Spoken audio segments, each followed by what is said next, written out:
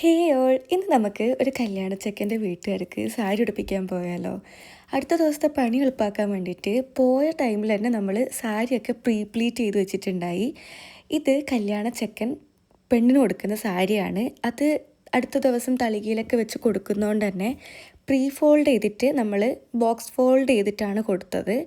അതുപോലെ അടുത്ത ദിവസം രാവിലെ ജിനേച്ചിൻ്റെ മേക്കപ്പ് വർക്കൊക്കെ കഴിഞ്ഞ് സെറ്റായി കഴിഞ്ഞിട്ടാകുമ്പം ഞാൻ എൻ്റെ പണി സ്റ്റാർട്ട് ചെയ്തു സാരി ഉടുപ്പിക്കാൻ വേണ്ടിയിട്ട്. ഇതായിരുന്നു ഫസ്റ്റ് സാരി വരുന്നത്. ഇത് കല്യാണ ചെക്കൻ്റെ ഏട്ടത്തിയമ്മയ്ക്ക് ഉടുപ്പിച്ചു കൊടുത്ത സാരിയായിരുന്നു. ഇത് അവിടുന്ന് തന്നെ പെട്ടെന്ന് ഉടുപ്പിച്ചു കൊടുത്തൊരു സാരിയായിരുന്നു.